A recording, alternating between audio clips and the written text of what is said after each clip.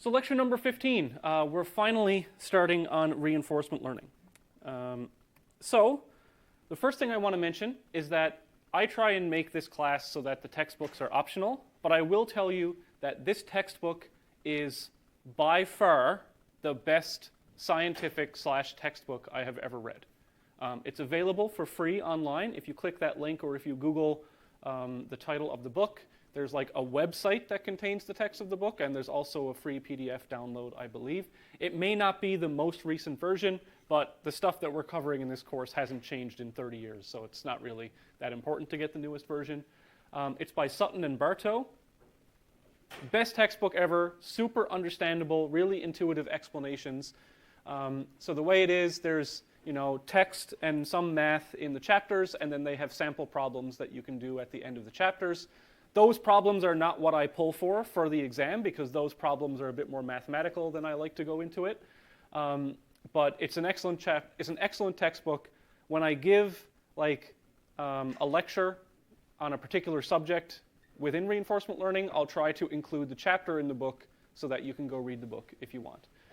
I was very lucky that when I did my PhD at the University of Alberta, the person who taught me the reinforcement learning course there was Rich Sutton, and so it was great. He's like this excellent old man storyteller who's like just explains things really, really well, and his book is no different, so it's really great.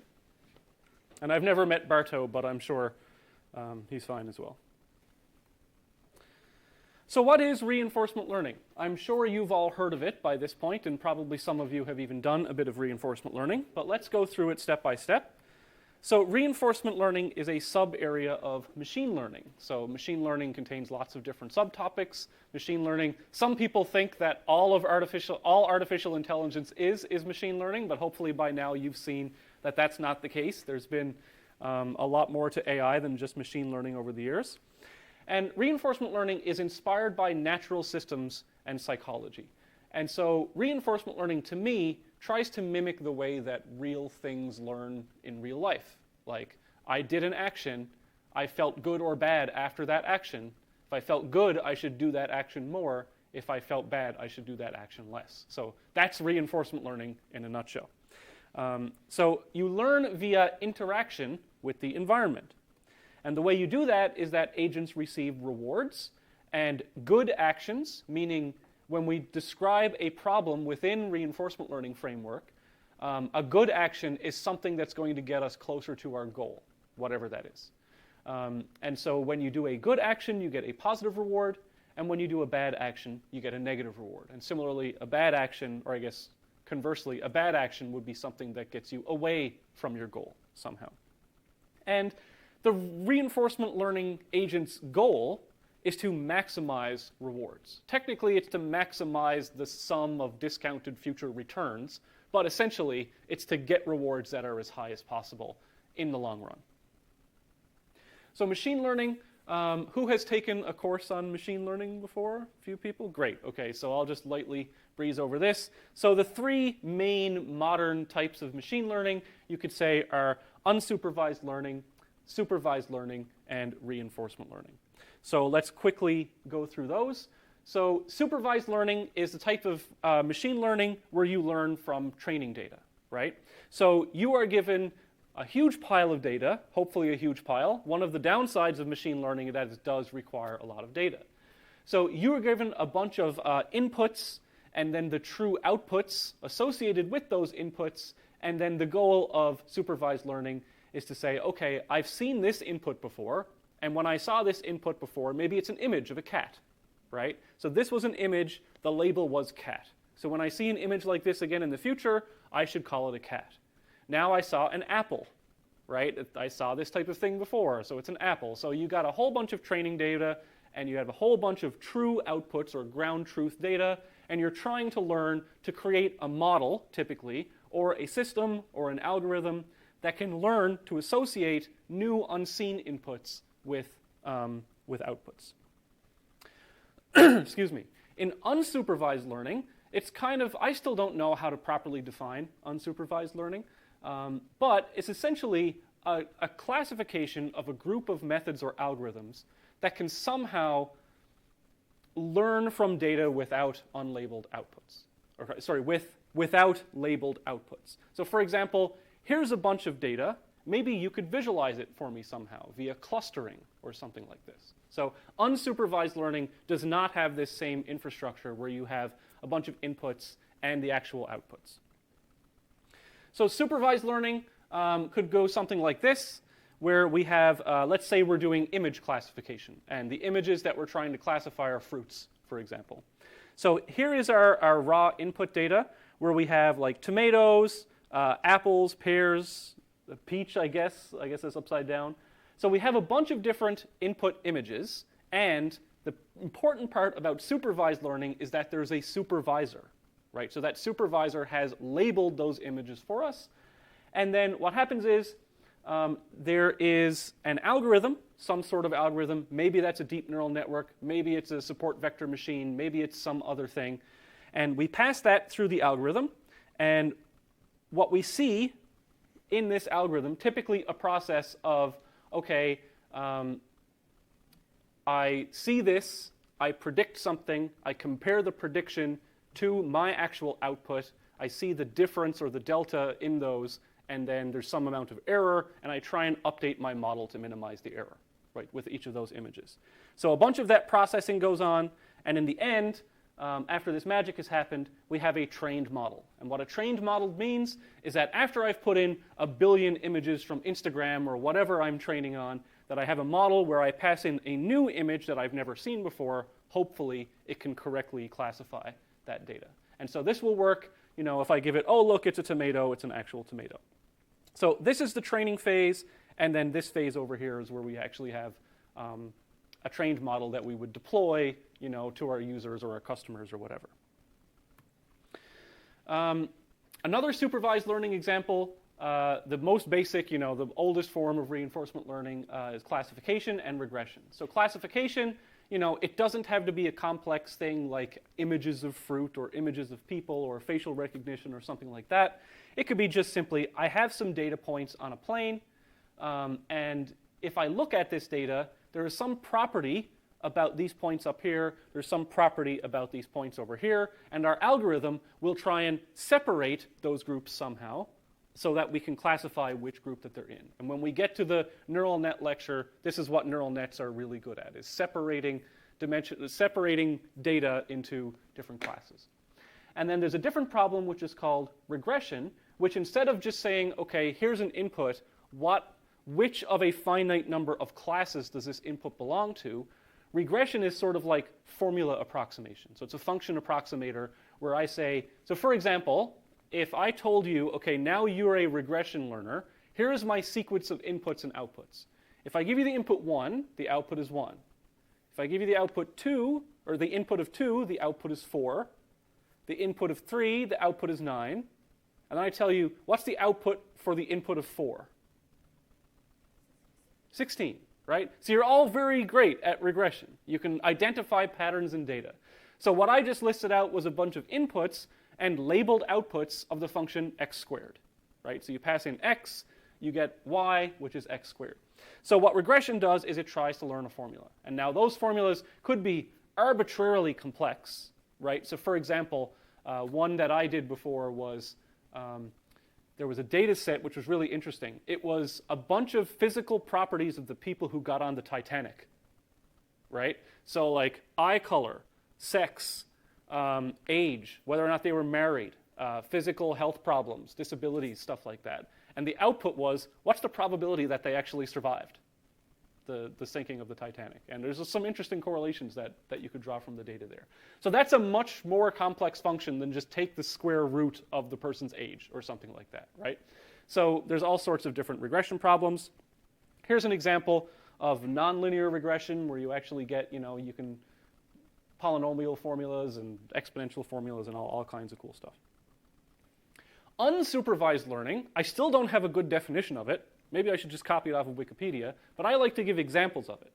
So what this is we have taken a bunch of images, and it's kind of hard to see here, but what these images are hand-drawn characters, right? So you have like maybe a 32 by 32 pixel image, and there's a hand-drawn character of the digits from 1 to 9, or 0 to 9.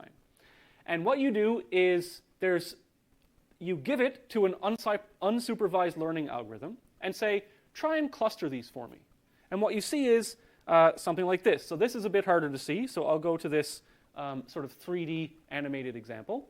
So what this algorithm has done is automatically found some sort of feature space that it can cluster these images in. And as you can see, sort of all the 3s are together. But then we see, oh, there's an 8 next to it, right? Because visually, some person's 8 might look like someone else's 3, right? And so this algorithm, maybe you passed in some parameters to it. Like you could say, for example, I know that there are probably 10 different clusters, right? Or find some feature space in which things are similar or dissimilar. And so this is the type of thing that you'd use an unsupervised learning algorithm for. I think it's a pretty neat example. So, reinforcement learning. Just like we have supervised learning is kind of a framework for doing a particular type of learning. And so is reinforcement learning. It's not an algorithm, right? So there's not one reinforcement learning algorithm. It's more of a problem specification or a framework for solving problems via the reinforcement learning problem specification. So many different algorithmic techniques can be used to solve reinforcement learning problems. And if someone comes up to you and said, this is a reinforcement learning method, then what they basically mean, it's an algorithm that can be used to help you solve reinforcement learning problems. But if someone tells you, this is the reinforcement learning algorithm, well, there are many different algorithms that you can learn, you can use, and we'll learn a bunch of them. So any RL method is something that helps you to solve a reinforcement learning problem. So as I said before, reinforcement learning is interaction with learning via interaction with an environment. And now, you don't always have a problem that can be expressed as like a robot moving around a room. That's not what I mean, right? What we have is some way of expressing our problem as if there's a state space, and you can explore that state space, and you can take actions within that state space, right? It doesn't have to be a physical thing to do reinforcement learning. And there's no explicit teacher or supervisor for the learning. What's going to happen is the agent's going to take some actions, right? I'm going to be here, so I'll be right here. What actions do I have? Well, let's just take movement, for example. I could move here, I could move there, I could move there. And what's going to happen is I'm going to take one of those actions, and then I'm going to get a reward signal from the environment. And hopefully, that reward signal is correlated with some goal that I'm trying to achieve, right? And I'll give some more examples of reward signals in a bit. So learning via interaction teaches us sort of about cause and effect. I did this thing at this state, and it ended up this good or this bad. It teaches you about the consequences of actions and sort of what to do in particular scenarios to achieve goals. So we have this sort of iterated way of approaching and solving reinforcement learning problems. Over on the left here, we have our environment. Let's think about the environment as the real world for now. The environment is going to have some states, and of course now, depending on the problem that we're trying to solve, the states in one problem may not be the states in another problem. One problem may just have the states as physical places in the environment. In another problem it might be like the configuration of my robot's limbs or something like that.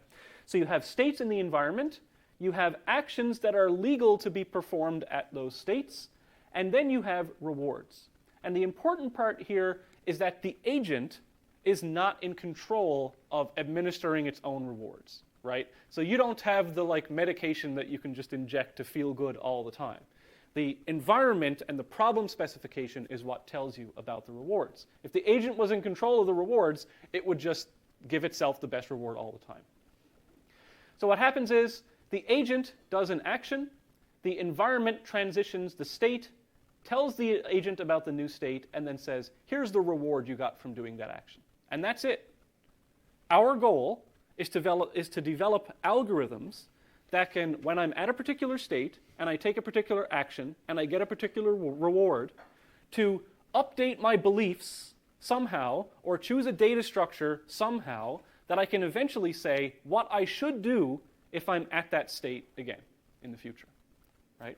And so this is a different problem than something like genetic algorithm, right? So a genetic algorithm, yes, you have a fitness, and the fitness is kind of closely related to the idea of a reward.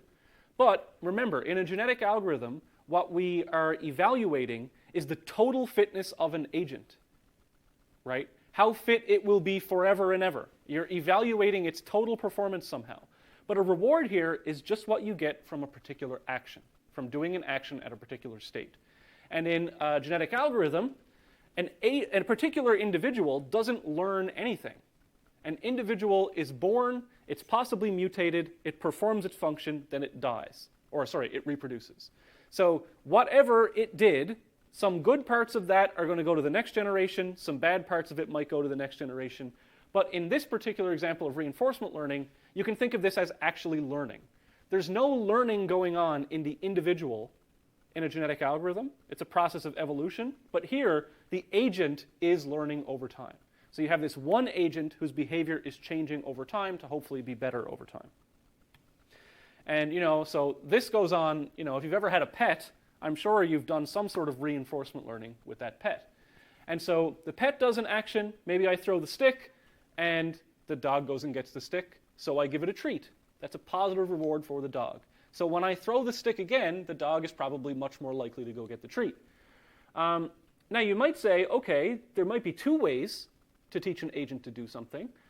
Maybe when it does the thing that I don't want it to do, I give it a negative reward. That's how some people train their pets, right? It pees on the rug, you smack it on the head. That's maybe not a good thing to do, because if you think about it, it's way easier to give the good reward when it does the thing you want it to do, rather than give it a bad reward when it does the infinite number of things that you don't want it to do, right? So there's two ways that you can view the reinforcement learning process. One as, okay, I've given it a bunch of negative rewards, so the only thing left for it to do is the good thing. Or I've rewarded positively the thing that I want it to do. So both of those things are happening at the same time in reinforcement learning. And so more mathematically, here is sort of the, this is the textbook example of the diagram for reinforcement learning, where we have an agent and the environment. And now we look at what is this sub T here? Well, if we're going to be storing data and getting rewards and taking actions, then we have to, because we're using computers, break this problem down into time steps, discrete time steps, right? So we've got some agent that's at a particular time step T. Now you might say, well, okay, maybe we're in the real world. There are no time steps. Well, you've got to decide on some time steps, right? Maybe your problem is a self-driving car and you've got to act at a millisecond level, right? So maybe your time steps are a millisecond. Maybe you're talking about a game of chess, in which case a time step is just whenever you take an action, right? So there could be minutes between taking an action in that case.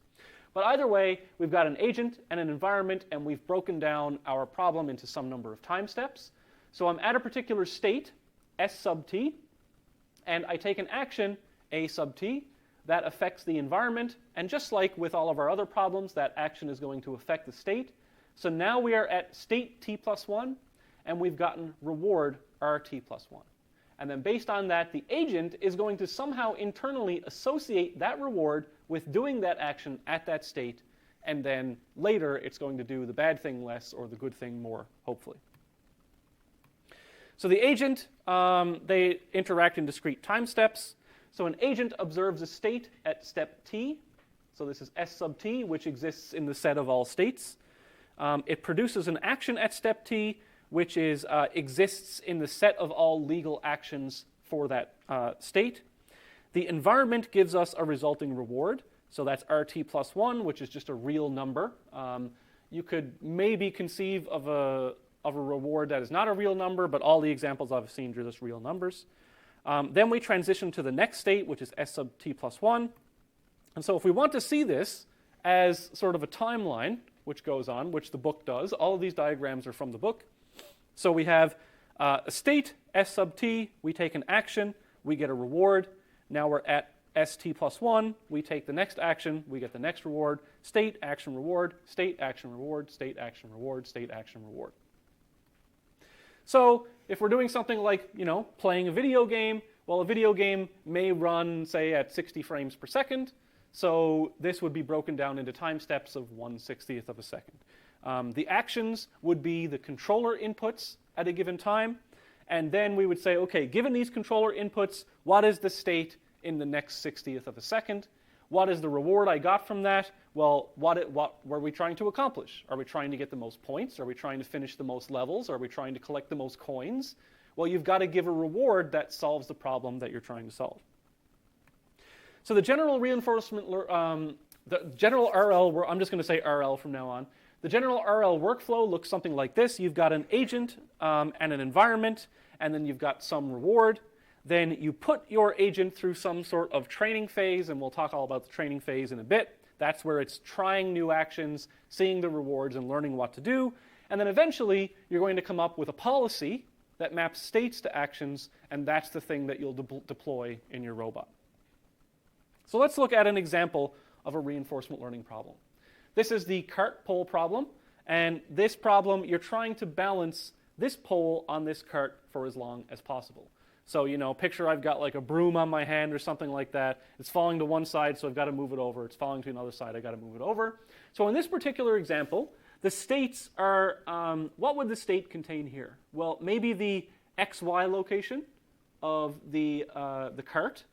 Maybe it would contain the current state of the pole, what angle the pole is at, and maybe also my velocity, right? So how fast am I currently moving in one direction? The actions in this particular manifestation of the cart pole problem would be move to the left or move to the right. So it's a one-dimensional problem. I can only move left or right. And what I'm going to do is, okay, here is how we translate any problem into a reinforcement learning problem. We have to define the reward, right? So if my goal is to balance the pole as long as possible, then my reward is going to be +1 as long as the pole is currently balanced. Pretty easy. Typically, we're going to associate a positive reward with the thing we want to happen and a negative reward for the thing we don't want to happen, right? So a good policy produces good rewards, and so +1 for each time step balanced. Similarly, if we wanted to have it so that it crashed as soon as possible, it would be a -1 reward for each time step that the cart was balanced, or the pole was balanced. This is called an episodic task. An episodic task is one which has a start, it has some time steps, and then it has a definite end. So in this particular problem, you'd start balancing it, and when it fell over, that would be the end of the episode. And depending on the reinforcement learning problem, or the reinforcement learning algorithm, or technique, or method that you're using, sometimes you will be updating your beliefs and your values every time step. Sometimes you'll wait for the entire episode to finish. It all depends on the different method. Here's another famous example of a reinforcement learning problem, which is the mountain car problem. And so in this problem, the mountain car here starts in this valley.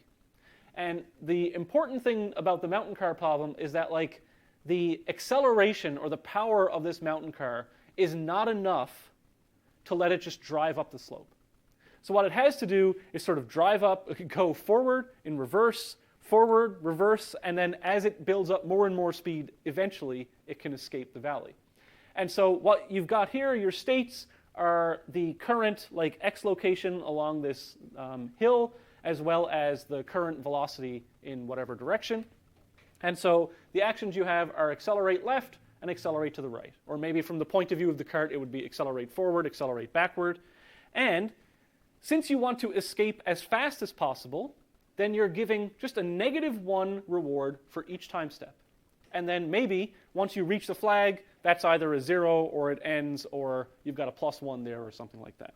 And so if you want to maximize the reward and the rewards are negative, then you're minimizing the time, right? So whenever you want to minimize the time for something, essentially just associate a negative reward with doing anything. So, you know, it's this sort of existence is pain.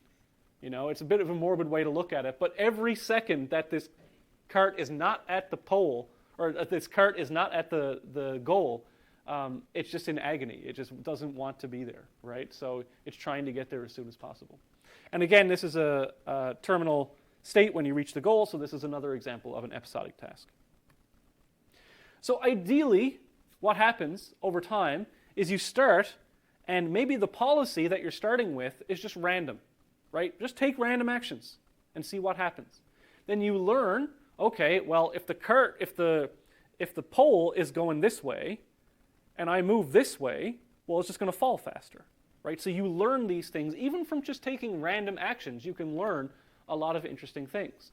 And then you somehow, based on the methods, and we'll talk about methods in future lectures, you're going to associate those actions with those rewards, and you're going to do them more and more over time. So hopefully, down here, by episode, whatever, we're finally escaping the valley in this mountain car problem. So let me just take a quick sip here.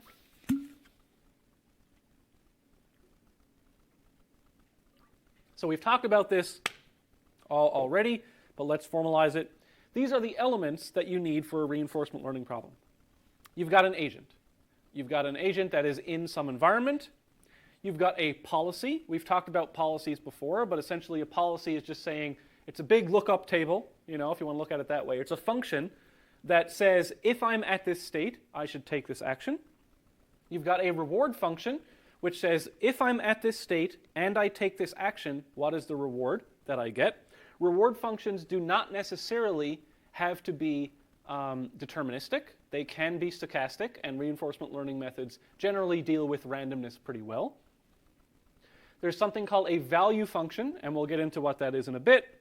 And optionally, you could have a model of the environment. What do I mean by that? Well, if we think about it, something like search requires a model of the environment. Why? Because we've got to be able to look 15 moves in the future of the chess game, right? So we can't just change the environment at willy-nilly. We've got to have some model of it to do that computation. Versus in reinforcement learning, if you do have a model, that's great. It could allow you to do things faster, but you could have a robot in this room, like a Roomba, for example, walking around, bumping into things, getting rewards, that does not have a model of the environment. It doesn't need to know that if I apply this voltage to this wheel, it means that I move forward. It just says, if I do this thing at this state, I get this reward, right? Like a baby who touches a hot stove does not know why they're hurting, right? They don't know anything about electricity, powering the stove, to make the burner hot, to make the molecules in the skin move faster, which touches their nerves, and the nerve sends a signal. They don't know anything about that. They don't have a model of the environment. They just know if I'm next to a stove and it's red and I touch it, bad things happen. Well, maybe a baby is a bad example. Maybe the baby can't learn, but like a toddler or something like that, right? A human. So what is a policy? We've talked about policies a bit before, but it's essentially a mapping from states of the environment to actions to be taken at those states. It might be a simple lookup table or an arbitrary function, a neural net, whatever. It is the core of a reinforcement learning agent because it defines behavior. And so the output of a reinforcement learning agent, the output of solving a reinforcement learning problem is the policy that you should follow. It may be deterministic or it might be stochastic. So for example, you could completely have a reinforcement learning agent that outputs a policy that says, hey, 50% of the time move up, 50% of the time move left, right? That's completely valid. So a policy, policies are represented by pi sub t because a policy is going to change over time as we learn. So I've got a policy, pi sub t, that says, at a particular time, what should I do at a particular step? And that maps the states to the probability of taking the action at that state. And so pi of t of SA is the probability that we should take action A sub t as A and when S sub t equals S.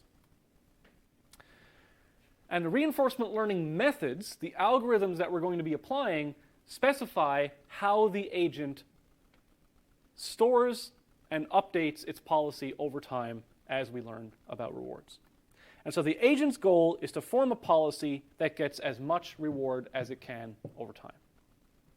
So here's an example of a policy. This will actually be assignment 5. So we're going back to the grid world example, and we're going to be using reinforcement learning to do some pathfinding, right? Now I know this is kind of a contrived example, but I wanted you to see how it compares to search when it comes to something like pathfinding. So what we'll do is we'll have an agent. It's at a current state. This is an example of a solved policy. But essentially, when it reaches a green state, it will be given a positive reward, and for each other action, it will be given a negative reward. And if we try to maximize a negative reward, what do? Well, that is formulating, or it's trying to solve the problem of finding the goal as fast as possible. If every action has a negative reward, except the one that finds the goal. And so what this policy shows is wherever I am, this is the direction that I should head to get to the nearest goal location. Okay, so that's what that says. That's one way to visualize a policy. Here is a blackjack policy. I'll be dealing a lot with the example of blackjack, and when I get to, I'll have slides explaining the rules of the game of blackjack. But this is essentially, if you have these cards and the dealer has these cards, here's the thing that you should do. So these are examples of tabular policies, and they're called tabular policies because you can fit them in a reasonably sized table. Okay? And what we will be doing for our assignment and what we will be learning is tabular reinforcement learning. So problems that can be expressed with not too many states. Right? Now you might say, okay, how do you solve a problem like chess with reinforcement learning? You can't have a table with 10 to the power of 120 possible states, right? So at that point, the big breakthrough in reinforcement learning was deep reinforcement learning, which we will talk about a bit at the end. But essentially, deep reinforcement learning, instead of using an explicit table as an entry for each state, you're going to have a neural network. And the neural network is going to act as a function approximator. The input is going to be the state, and the output is going to be either the value that you expect to get at that particular state from doing an action, or it's going to act as the policy itself and be updated directly. So to go from the type of problems that we're going to be solving in this course, which are pretty small, tabular problems, to go to real-world problems, you essentially just replace the table with a neural net. So the reward function defines the goal in a reinforcement learning problem, or it's the mathematical representation of how we will achieve the goal in a reinforcement learning problem. It maps each perceived state or state-action pair to a single number. So if I'm taking this action at this state, here's the number. That's the reward that you get. It comes from the environment. There's another very important thing, which is the return. So the return is the sum of future agent rewards. Okay? So if I have an episode, for example, of 10 different actions, then each of those actions will give me a reward. But the return for that episode is the sum of all of those rewards. Okay? So we're not always trying to maximize the power of the next, or the level of the next reward that I get, because that really good reward could be followed by tragedy. Right? I'm trying to overall maximize the return that I get, which is the sum of future rewards. And so the reinforcement learning agent's goal is to maximize returns. And so in biology, the reward is like pleasure or pain, right? That's what we have. We have some sort of senses in our body in biology to reward something based on how good it feels or how bad it feels. So here's some examples of reward functions. Let's say we want to do pathfinding, and the goal is the terminal state for our episode of our actions. Then we're just going to assign non-goal states having -1 reward. Because if we want to do something fast, assign -1 to everything up until that point. And that's basically a good reward function. If we want to do something like playing cards where we're winning money, for example, so in blackjack, I place a bet, and then I play a hand of cards. If I win money. If I lose money. And so a winning state will give us a positive reward. A losing state will give us a negative reward. And the reward is going to be proportional to how much money that I won or lost. And so in the end, it'll essentially tell us the actions that we should do at the states to win as much money as possible, right? And now it turns out that blackjack is a game that's specifically designed by casinos so that you will lose over time, right? You will just lose 48%. Sorry, you'll lose 52% of the time that you play blackjack. They've made the rules of the game so that, yeah, you win a bit, but over time, over the millions of hands of blackjacks that are played in a casino, the casino's going to win money. Of course. Otherwise, there wouldn't be a casino, right? So it doesn't necessarily require, in this case, that the resulting optimal policy, yes, it's the optimal policy, we'll get there, but it doesn't mean that you're going to be winning, right? The optimal outcome could still be negative for you, right? So Just keep that in mind. If we're talking about things like video games, this is an example of a reinforcement learning algorithm learning to play Super Mario World. The reward function, it's arbitrary, right? Like maybe it's go to the right as fast as possible because all the levels in Super Mario, you want to go to the right. Or maybe you're trying to collect as many coins as possible, or as many power-ups as possible, or as many points as possible, right? So you've got to define your reward based on that. So I mentioned returns in brief, but here's what they are in detail. So the agent gets a reward at each time step. So reward at time t, t plus 1, t plus 2. What values do we want to maximize? Well, we want to maximize the expected return. Expected just means if you did it a million times and you average them, right? The expected value. So you want to maximize the expected return, E of g of t. G of t is how we represent the return. So why did they choose G? I don't know, but it's the letter in the book, so we're going to keep using that. So G of t is just the sum of all the rewards up until the terminal state. In the future, we'll talk about continuing tasks that do not explicitly have a terminal state and how we can modify the formula to include an infinite number of steps, but we'll get there eventually. And an optimal policy, pi star, maximizes expected return. Right? So it's just going to give you the policy that whenever you pass in a state, it's going to give you the action that will maximize your expected return. We also may or may not have a value function. RL methods that compute value are called value function methods. There are methods that just directly update the policy, but we're going to be looking at value function methods, at least for the first part. So if rewards are what is immediately good, then values indicate what may eventually be good or bad, right? So the value of a state action pair, is the total amount of reward that we can expect to accumulate in the future, given that it's currently in this state. So the values include long-term desirability. So let's say I've jumped out of an airplane, right? As I'm falling, what's my reward? This actually might be kind of fun, you know? As you're falling, the reward is just, okay, whatever, it's pretty neutral, I'm falling. But the value of falling through the air is very low, because what's going to happen eventually? The fall. It's not the fall, right? It's the impact that's bad. So the reward that you get at a particular state it's typically correlated with the value of being at that state, but it could absolutely not be that. So typically, you'll see cases where, doing actions at a state giving me high rewards, that will typically mean this state has a high value. But anything where there's a long-term something that I can't see yet, then my immediate action rewards may not be correlated with the value. And it's the states that have high value that we want to be in. We want to take actions that maximize the return, and the value is essentially the expected return over time. So if reward is pleasure or pain, then value is like how pleased or displeased we are to be here, right? So if I'm falling through the sky, I'm not necessarily in pain right now, but I'm not very pleased to be there because I know what's coming. So we seek actions that have the highest value because those will bring the highest eventual return.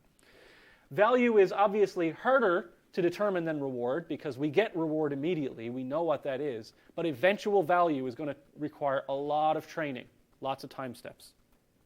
And so our policy should ideally have us taking high-valued actions for each possible state.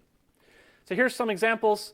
So for pathfinding, non-goal states that are on the best path to the goal will have higher value, right? So let's say that I'm in that particular example that I gave.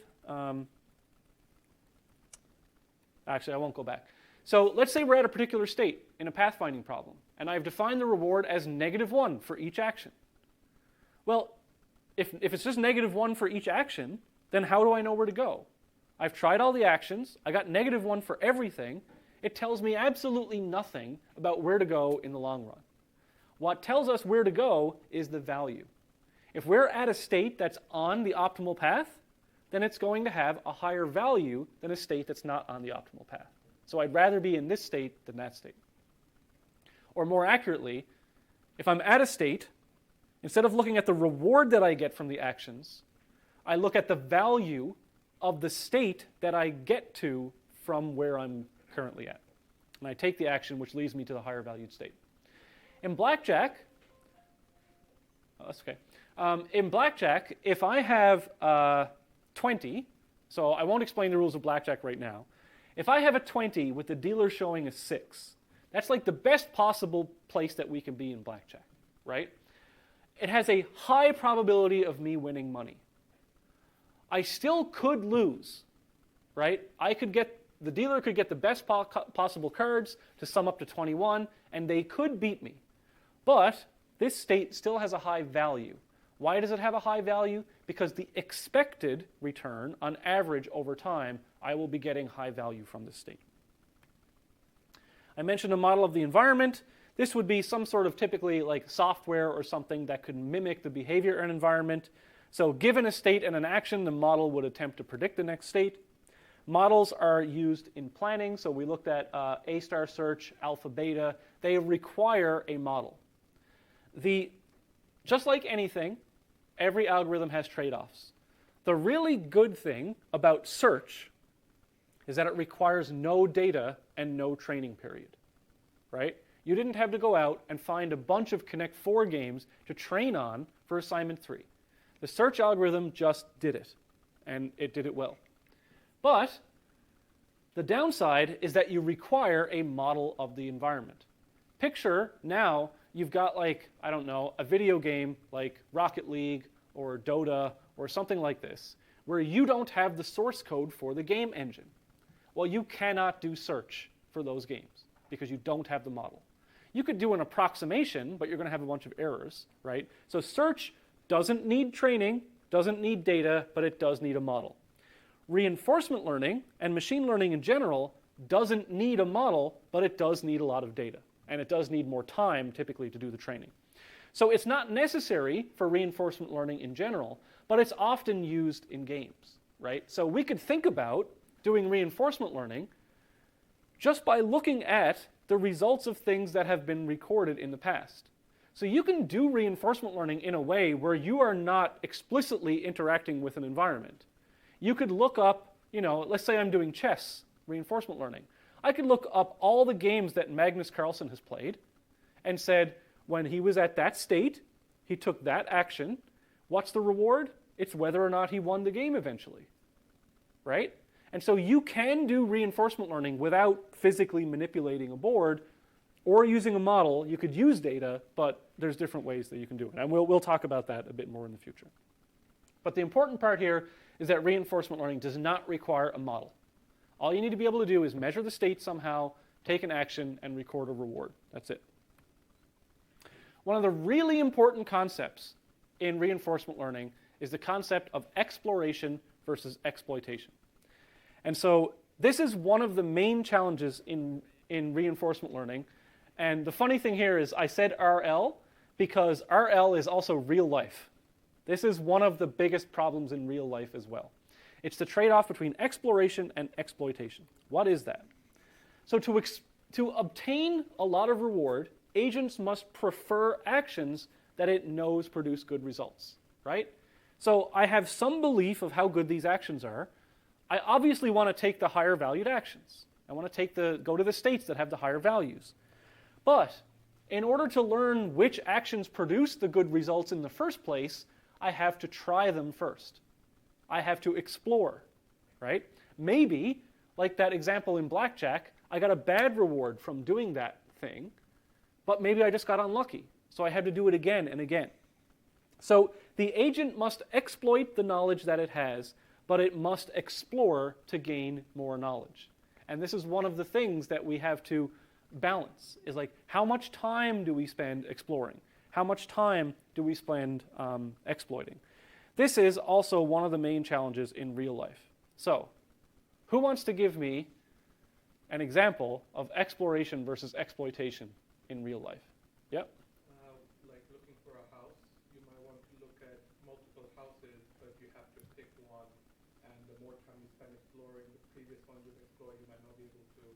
get those houses anymore. Yeah, so the example there, I'm just repeating it for the mic because I watched a previous lecture and there's just like a minute of silence and then I answered the question. So the example that was given is like looking for a house. You have to spend some amount of time exploring to find the house, but at some point you actually want to settle on one and buy the thing, right? And the longer you spend exploring, maybe the previous one is, are you looking for a house? Is this what? I read a book, it was, I can't remember, Algorithms for Life or something like that. Mhm. Same example. Yeah. I remember now. So most times when I get an example, when I ask for an example, I get this one back because this is like the standard, like go to a restaurant, right? Choosing a restaurant. Go to a place that I know that's all right, or try a new place that you've never eaten at before, right? You have a favorite restaurant, probably, and you know, what do you say? Okay, 50% of the time I'm going to go to my favorite restaurant, 50% of the time I'm going to try a new restaurant. There's some sort of balance that you have to meet. Like, I recently went to the Sprout downtown. I'd never been there before. It was great. I'm not a vegetarian. It's a vegetarian restaurant, but I really enjoyed the food that they had. My whole life from like high school up through undergrad, through grad school, Wendy's was like my go-to fast food. Wendy's was life. I had friends who lived at Wendy's. I ate way too much Wendy's. But I love Wendy's. And then recently, like a year ago, someone told me, no man, Dairy Queen. Dairy Queen has great burgers. I was like, Dairy Queen? That's an ice cream place. Why do I go to Dairy Queen for a burger? And you know what? Dairy Queen has better burgers than Wendy's. I got to give it that. They're just like, they're made better. I don't know. It's something about it. I've switched. So you've got to explore, right? Now, it could be the worst food you've ever had. I had a meal at, I won't name the restaurant, like 2 nights ago. And I ordered this thing, and it was just like, it had a nice flavor, but whatever they put on to give the flavor, they put like 10 times too much. And I was like, if they had just put like 1/10 the spice, it would have been fine. But anyway, here's another one. Playing games, right? I chose door number 3 last time, and it had 10 gold pieces. Should I have chosen door number 2? Well, is 10 gold, do I know that that's the maximum possible reward? Maybe there could be, you know, there could be more in the other one, or it could be a dragon that eats me, right? You've got to explore to learn these things. So exploration versus exploitation, one of the most important problems in life. And yeah, I'll leave it there for now. I have some more examples that I'll give in the future.